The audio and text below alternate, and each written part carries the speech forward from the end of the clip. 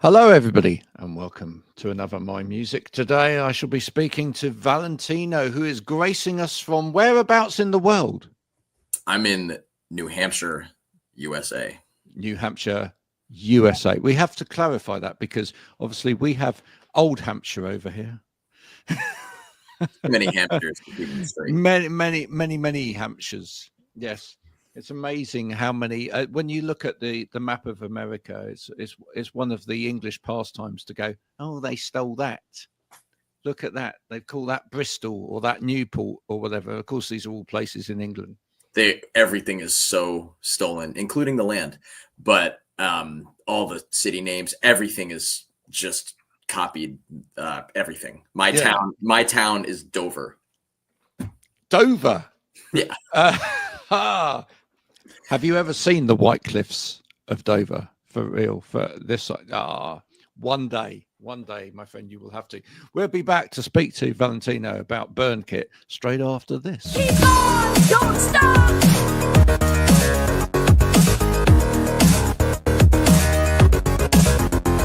Keep on, don't stop.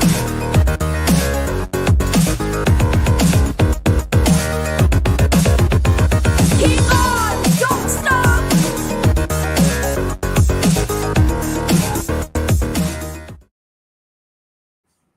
He's gone. Look at that. He's on his way to Dover as we speak. Maybe. I have returned. You thought you had more time, didn't you? There you go. Never mind. It was a brilliant moment of entrance. So thank you for that. Of course. I've got to start at the beginning. Burn Kit. What great name. Where did that come from? Our guitar player Josh came up with that. We drafted about 100 names or so that we were picking from, and it was a combination of picking what is original and unique-ish. I mean, unique in the modern day is very difficult, but we also had to pay mind to what are any bands already called these names. So we narrowed it down to like 10 names, and Burn Kit was just the easy choice. It was a no-brainer. It was better than all of the others. So he really did us some justice by bringing that to the table. No, I like it. It's a great name. It makes me think that creatively, a great idea at some point would either be for you to be on a bill with all other bands who've got Burn in the name. Yeah. Right? Yeah. Or all other bands that have got Kit in the name. Yeah. We could probably do a full bill. Burn Notice. Yeah. First Aid Kit. That would be good. First Aid Kit and Burn Kit should go together, shouldn't they? You know, it's almost like you've been burnt. Here's the first aid kit. There you go. Hand in hand. Split coming out soon. Yeah, no, absolutely. In terms of your sound, raucous guitars, lot of energy. There's a definite Americanism to your sound, but I'd like to explore the English side of that. What from this side of the water influenced your sound? A lot. Oh, I mean, everything. I mean, the Damned, Joy Division, Chameleons, Zounds. Yeah, big influence. Discharge. Just Smiths. I mean, there's so much tones and beautiful riffs that come from these bands, and a vision and a wave of darkness and also energy and everything from the British punk and post-punk scene. There's almost nothing we don't like from it. With English bands, I mean, some of those bands that you mentioned are just incredibly dark. Yes. So some of them are dark, but they have a distinct underlying humor to them as well. Where do you sit in terms of that? How much of what you are saying is dark and how much of it there's a humor in it as well? We're not a funny band. This is my serious thing. It's really, we don't have comical songs. Not that, like, we don't take ourselves too seriously. Like, we have. I wasn't thinking it necessarily pervades into the music, but do you in a way laugh because of being able to your output being that dark, if you see what I mean? Does it give you an opportunity to laugh at the world in a way because you've got that outlet? Sure. Yeah. We my words and our sound is serious, but we can laugh along the way and we have a good time, and we take our art very seriously, but we take ourselves seriously, but we don't take ourselves so seriously that we can't laugh and make jokes and just realize what's going on, because come on, nobody's that tough. Nobody's that tough. You can pretend all you want, but nobody's that tough. So pretending that you're this unreachable prince of darkness in this day and age, in whatever age, it's just not. I don't think that's genuine. I don't think there's much humanity behind that, and I think that there's room for that in some cool corners of mystique in certain maybe metal bands or something, yeah, on and so forth. But like, also, like, you should be able to laugh at yourself and just have fun with people and not take things so overly seriously that you're void of joy. Yeah. Who writes the songs? Who is it primarily you, or is it a band effort?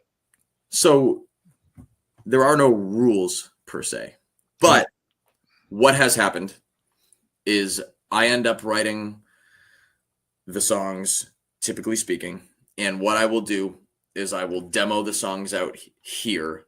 I will demo out the full songs. I'll play drums, bass, guitar, vocals. I'll add in layers and all that stuff, and I will send. Oh, you are Prince in the band. I mean, I'm not the best drummer in the world, not the best bass player. I'm not the best anything that I do. I'm not the best singer, but I can do enough of each of those things to get by in this world, this corner that we're in. So I do enjoy playing all those. So I'll do that, and I will give I will do a lot to it, and I will give the band the release, like all the songs for whatever release or whatever. And that's just our starting point. That's not me saying, hey, screw you guys, it's my way or the highway. This is me because I've been doing this for a long time in different bands, and that's how I choose to communicate my art with other people. Yeah. I have a vision of it. It's very easy for me to be like, when I have the vision of the song, whether it's the chorus that comes first or the verse, I know exactly where I want it to go. It flows right in. So I can't stop and just be like, oh, I'm just going to do half a riff and then like pass it to this guy and then like pass it to this guy, because then you have something. Have you seen those songs in all these bands today where there's 15 producers and there's all that? It's like, what? Like, this is just like a community record at this point. This isn't even someone's art. So yeah, famously there was an album that won an award not that long ago. 72 writers on it. You just think, what are they doing? I mean, at that point, that's just a compilation. And look, I love these guys. These are my closest friends. I mean, we have been friends for a long time for all sorts of different reasons in different ways forever. So I love their input on the songs. So I give them that, and they fire back with their own critique, and what they do is what makes it Burn Kit, because Andy, the drummer, will just add these little things, and he's not trying to be Rush, he's not trying to be, but he will do these things. I'm like, wow, that's really in good taste. Like, clearly you have been a music maker and fan for a long time to think to do that. You're very intelligent when it comes to this. You are an asset to this song. Same thing with Josh, our guitar player, crazy. I mean, he will just phrase something in a way that my brain doesn't know how to do that, because he has spent so much time on the guitar that and it shows, and he just sprinkles that into the song, and it becomes to the next level. Frank comes from this corner that none of us come from. He has more of like an indie rock and like a solid punk background as well. And he will just, and he has these effects that he pulls out, and he will just phrase something that's very Frank, that comes through, but fits with Burn Kit. And Chris on the bass will do, he will, if he hears a little line that would benefit the song, he will add that too.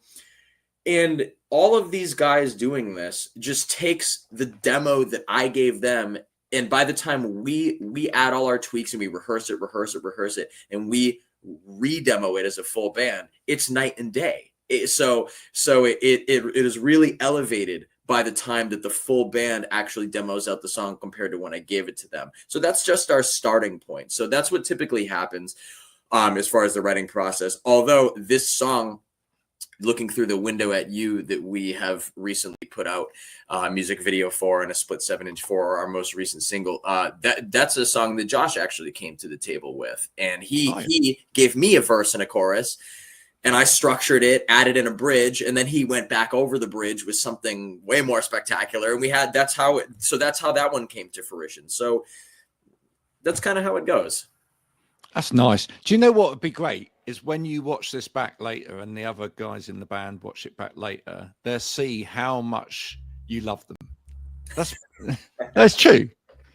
Do you know what? That's an important thing, right? That's an important thing, because sometimes it's difficult to say that sort of stuff when you're in the throes of doing it, right? But it's nice to have these opportunities to talk about it in a way to explain to the world, but also so they can hear this is what it feels like to be in this. Well, I appreciate you saying that, and it's very real. Like, these guys are not strangers to me. I have deep history with all these individuals. So like the fact that we are this age range and we are still able to do a new band and like put this effort into it and go out and do these things, and we're all here to do it, is like, it is a blessing as far as I'm concerned. So to have them to here, we're just grinding like each week doing it, which is super fun. We're going on tour, and like I don't take a minute of that for granted, because that is hard to find, that is hard to pull together, and if you can pull it together, it's really hard to be able to do that with your lifelong friends. I mean, that's almost unheard of. How is that even possible? So yeah, because that passion's there and it's exuding and people can see that. Do you feel like that's why there's a place for Burn Kit in the world of the oversaturated world of music at the moment? I say oversaturated. I don't think they can ever have enough music, but I feel like a lot of people feel there is so much now that for something to cut through, for something to actually really permeate and touch people and make people stop for a minute, with all of the plethora of stuff that's there, it has to do something to people.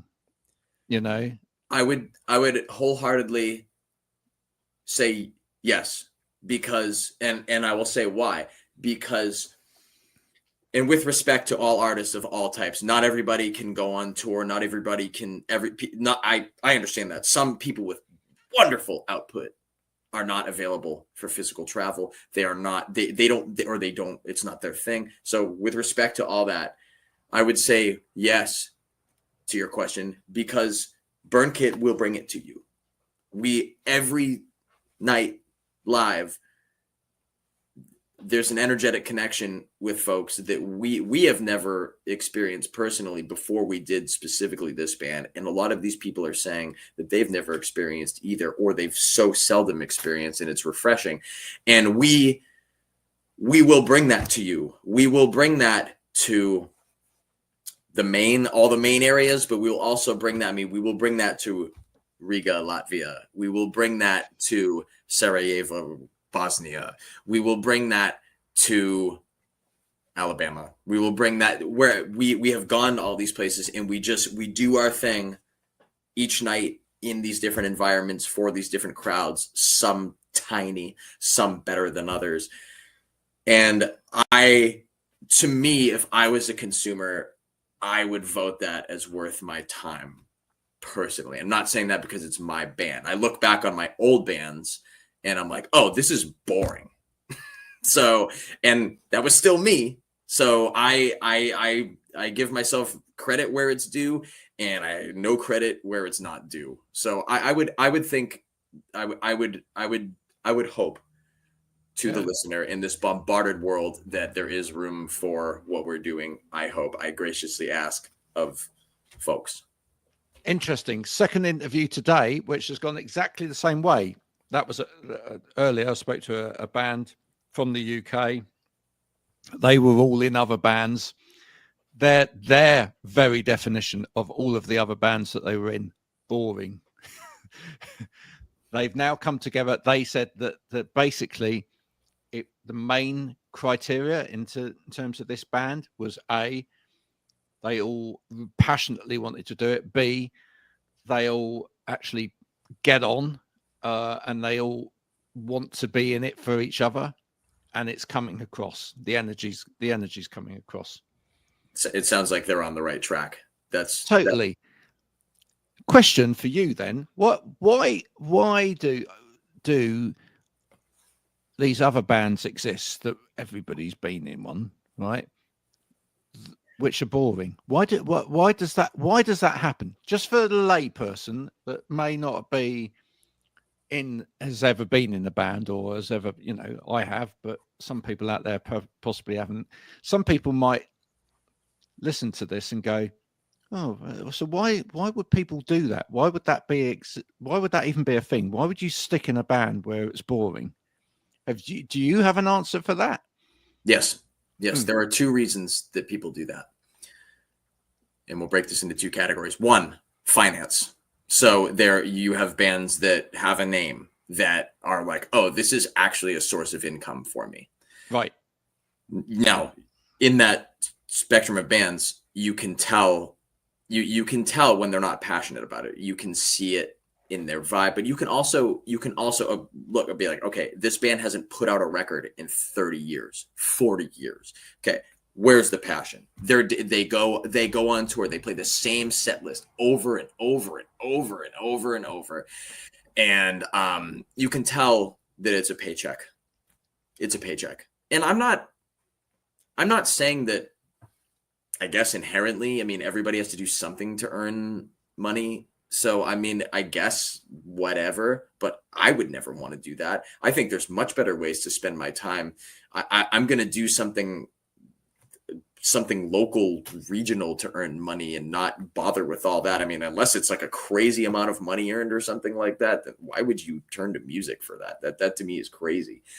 So that's one category, is it actually makes money and they want a source of income. But then number two, there are plenty of bands that are just at a local level that where I think they need something in their life. They need to check the box of whether it's well, I have to think about this because we're talking about bands that are not passionate, but they still do it. So I would say because bands that are passionate, that have heart, that are at a local level, are doing it because they love it. They love the songs. They love the community. They love being part of the scene. And that's passion. That is passion. So if you're someone that's not passionate but not making money, I would say, but you keep being a band, I would say that they're just doing it for more shallow reasons. Like their brain desires some sort of attention on them in their life that they're maybe not getting at home or in their family life or in their work life. So they need something where people are looking at them, people are giving them recognition, even though maybe they haven't put out a record in 20 years and they don't care, and they're just toasted and they don't care. They need something that's on them. That might be a reason why they do it. Or someone that's playing someone that's playing in a scene where like it's easy to get chicks or something that way, where like they don't really care about the playing, but like, hey, like it's social. Yeah, so it might be for social reasons. So I'd say money and social reasons are why would be unpassionate people would be still doing this. Okay, so bringing it into my world a little bit, my existing world a little bit. I see the same thing with like anybody that makes content, right? There are two kinds of people that make content. People that make content because they are looking inwards. They want to be the big IO. They want everybody looking at them, and they probably want to make money out of it. Then there are other people that make content because they're looking outwards, right? And they want to enable people that are in front of them to experience something. They are incorporating the energy from the people that are out there in front of them into what they do. How much of that kind of permeates into what you do? I mean, it sounds like 100%, but is part of you doing what you do and the passion for what you do and the seriousness of what you do because you know that there are people that need what you do? I feel like that is almost exclusively the reason that I and we are doing this. If I try to just remove myself and think about it, I feel like I'm doing this, and I feel like we are doing this because there's a certain wavelength of energy, and it's a good energy that we achieve when we hear these songs, whether it's when we're practicing or we're playing, but when we're playing live, especially, or when people are listening to our recordings, but mostly at the live show, I feel like it's a need to share that energy and really connect with other members of the species. Like, I feel like that is the primal drive of this band versus anything else. Now, we're human beings, so sure, I mean, recognition and people watching something we created is a great feeling, and there's nothing wrong with cherishing that. I mean, we give praise to the bands that we go see all the time because we admire their art. So being on the receiving end of that for the length of time that we're on stage and afterwards throughout the night is a wonderful feeling. So that's surely fueling the fire as well. But I would say the desire is really just to put this out and have it hit other people, and hopefully we can pick each other up and fill voids that we need. Like, we have wonderful conversations and sharing of art from people that we have met around the world because of this, and that would have never happened without this. So that, I think that's why we're in this. Okay, so from a listener's point of view, what's the one maybe experience, one thing that a listener has said to you that's made you just that little smile to the side of the face, and you've gone, do you know what? That's the best thing I've ever heard someone say about what we're doing. So there have been, so compared to any other band I've been in, the comments from folks for this band have been, as far as I'm concerned, just mind blowing, like unbelievably kind, genuine.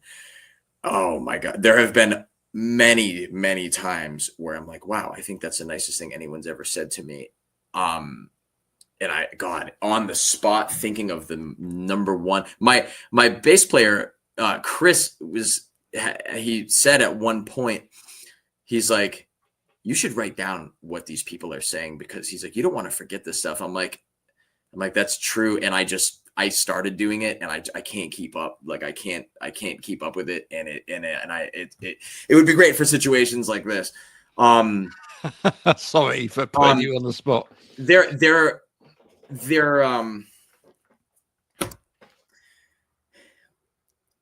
There have been, I can say one, that there have been multiple people who have said to us after, and I can think of one specific instance of a girl in Columbus that came up to us after a show, and younger, like really on the pulse of like what's going on right now in the scene and just in general, and she was like, I can scroll through Instagram Reels all day and TikTok and YouTube, and she's like, I can see some of the craziest stuff and be really entertained. But she's like, what you guys just did is a feeling that you cannot achieve on a screen. You have to be here. And she's like, the people that were not here will never understand. They have to come see you. And she went on to, she was saying very kind things about our set, and that type of thing is unbelievably important to me, and something I believe not just about our band, but just in general. You have to go out and you have to share experiences with your fellow humans, because you're just missing cornerstones of physical and mental health that derive from that. And I think that what we're doing is a small part of that in the world. And we're really, really trying to really wake people back up. It doesn't matter how old they are. It doesn't matter. It's like, you still got something here. You still got something. Like, let's be a part of this, whether we're up there for a half an hour, 20 minutes, 40 minutes, like we will give it our all. You give it your all, match us. And yeah, that's kind of how it goes. And so it's comments that relate to that type of thing that really set it off. And people comparing us, people that have seen some bands that we worship and stuff like that, and comparing us, and I'm not saying I agree with this, but like placing us above performances of some of these bands. This is not coming from me, but I'm just like, you sure about that? Like it's really mind blowing. Some of these. If I thought about this, I would really be able to mention many instances, because there's been a lot of just crazy comments that have been just really. I think that's that comment about being present. That has to be right. The most important thing in the world. That has to be the most important thing in the world. In a world that is so detached from humanity in a way, because people have, sat here not seeing what's in front of them. That's so important, right? It is. I just find that there's such a double-edged sword to it, because today is the most customizable environment you can possibly want to live in. You can just surround yourself in what you want in terms of content, in terms of what you're doing all the time.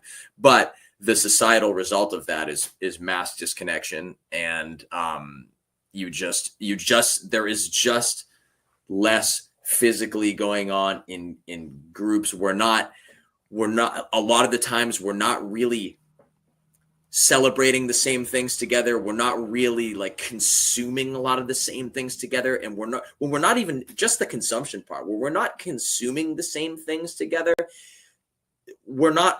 That bond isn't there to the degree that it used to be.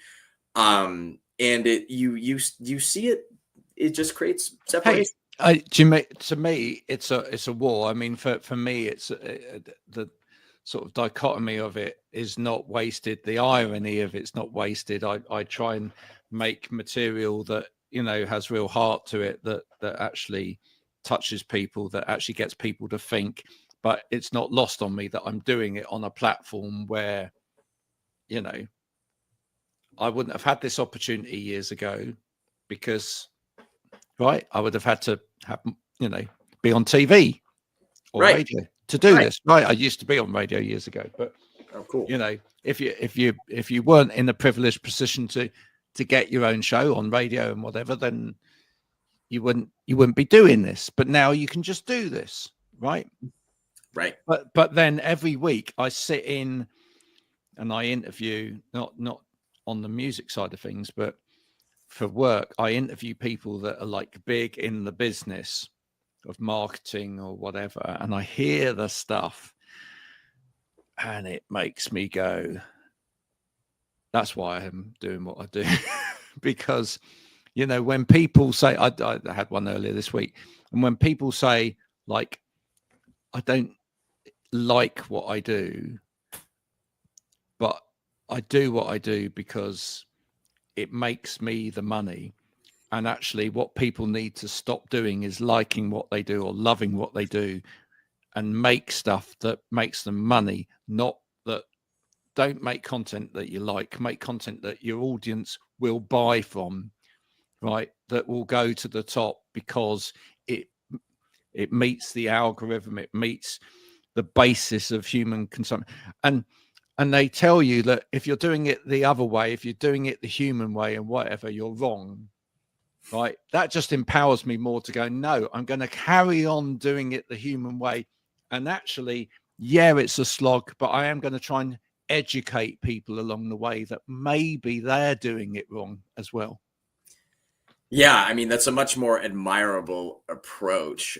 It's one of those things. There's a double-edged sword to it. I mean, do you want to grow as high as fast as possible and give people the mass appeal content, or do you want to do something from the heart? I personally, there's so many people doing the mass appeal thing. I think the only way to stand out is doing something from the heart, because that's what makes you, and people, we are humans at the end of the day and at the beginning of the day, and that's what people are going to resonate with. It's just a matter of getting it out there. You sound like you're a bit like me, right? What you probably love as well is when you prove everybody else wrong. Yeah? Am I right? I mean, I guess it depends on the circumstance. I mean, I think it always feels good to be right, but I don't long to be right. But if I am right and there's a huge point to prove, then but sure. if you're proving that you're right because what you're doing is from the right place, Yeah, I feel like that's great. Yeah, absolutely. You know, I love it when, like, you know, we had it where when I first started doing this, I said, I'm going to put this out on various platforms, and the music industry said, what on earth are you doing that for? Because that's not where you put this stuff. And then, you know, a few weeks ago, I showed someone like the first bit of content that we had on one of those platforms that reached 100,000 views, and they were like, what? That doesn't work. But it did. Yeah. Are you constantly surprised by people? Are you constantly surprised by people's ability to be able to think and not conform and actually surprise you in a good way, that actually we can still be smart at the end of the day? We can still touch people, we can still have this feeling or whatever. And does that drive the passion even further to do what you're doing? Do you know what I'm saying? Yeah, I see people that accomplish their goals while being completely genuine, accomplishing their goals because they're genuine all the time. I see it all the time. Whether it's I'm obviously into music, I'm into nutrition, I'm into skateboarding. So I see in these worlds, I see this all the time. There'll be a great skate channel that just someone brought from the ground up. And it's very genuine, raw, uncut footage, but like there's 144,000 views. I mean, good Nice. for them. Good for them. Yeah. Same thing. And like in the plant-based nutrition world, you got these people because then they have this protocol, and this person reverses this disease, and then then the channel becomes bigger, and this person was just being genuine, putting out great recipes and information. In music, you got bands that are just putting out their content, going on tour, maybe a couple good videos, and they resonate with folks, and they're just doing it. It's totally genuine. They're not even necessarily good at running their social media, but they got people there. People are resonating with something, right? And that has to be the genuine aspect of that band, because there's nothing else for it to be. There's nothing. They're not watered down at all. They're not even great at how they go about presenting themselves, but they're doing it. So it's great. One of the things I've seen especially over the last couple of years, is that I've seen artists begin to get really creative with the social media mechanism. In other words, finding other ways to almost be disruptive, but actually create with it by not doing what everybody else is doing, which I love. I mean, that's what artists should do in a way, right? You know, if every artist went, right, you know what we're going to do? I'm going to release this EP, and then I'm going to do this post and that post and that post, because that's what everyone tells me I should do. And then I'm going to wait a month, and then I'm going to do this.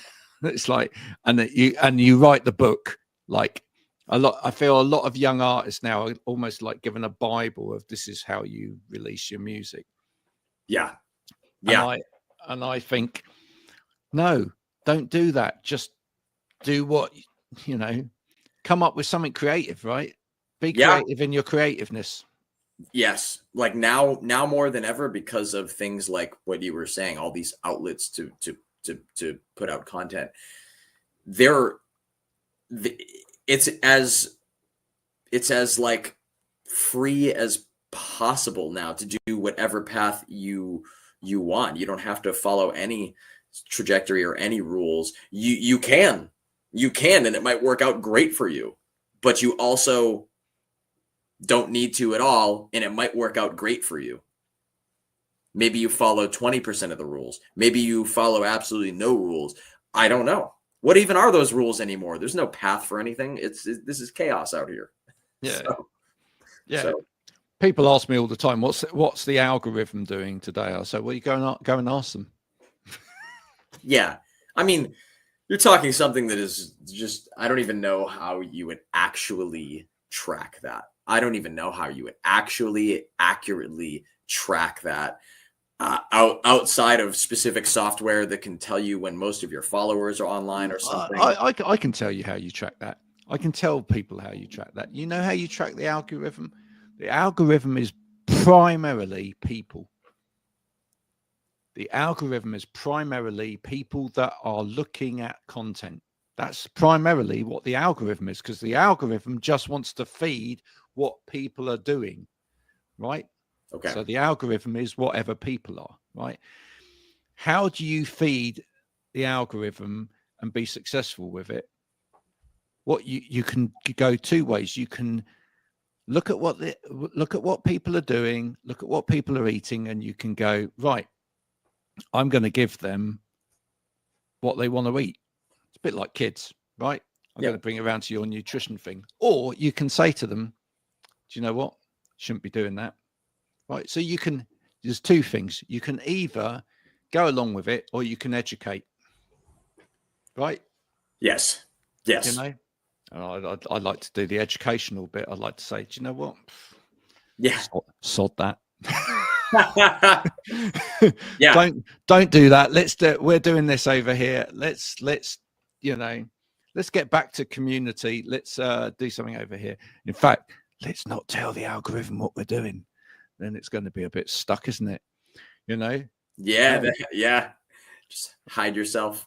I think let's have a little bit of fun with it from time to time, and then actually let's see whether it can cope with our chaos, our fun, our mess. Because Right. that's the beauty of it all. Listen, Yeah. my friend, I love what you're doing. It's you're making a great noise, right? Thank you. Yeah, you're making a great noise. What's next to come from you? Do you feel what do you feel is like the next thing that Burn Kit need to be aiming at?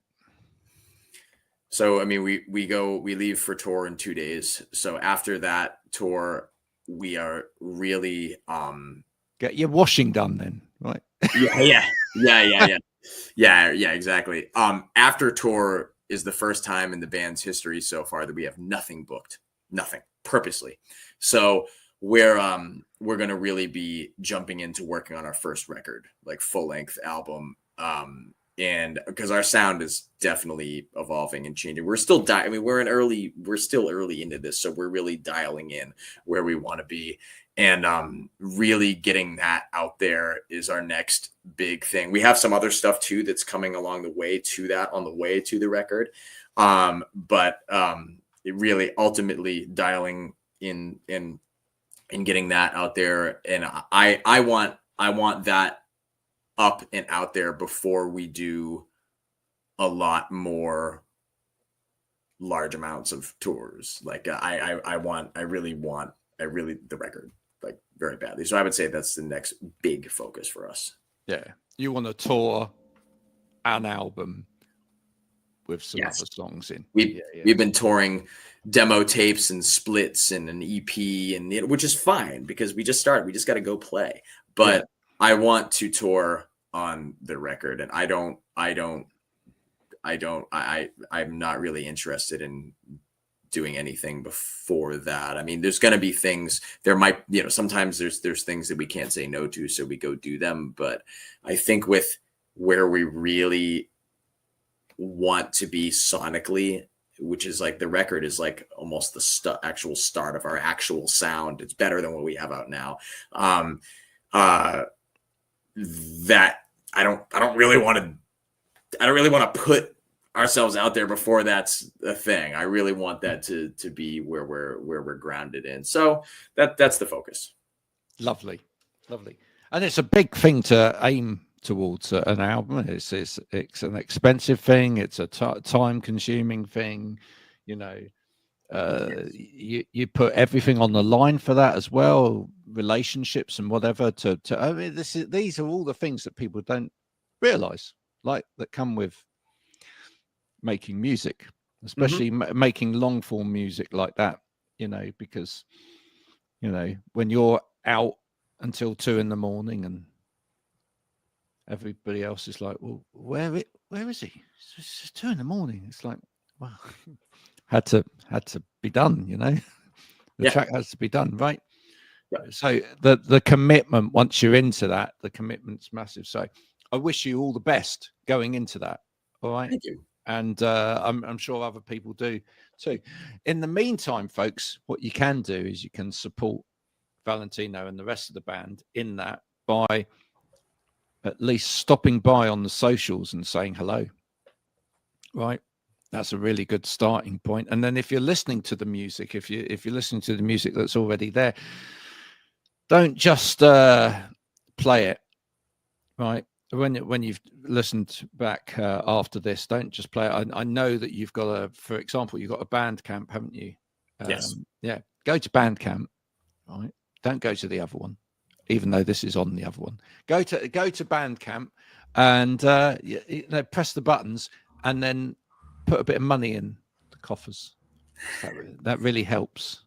All right. If you could do that, that just helps the band, because I have to explain this to people over and over again, Valentino, but music doesn't grow on trees. No, it's a total commodity today as far as people are understood. So yeah, it really doesn't. So much goes into it to create it. It's a lot.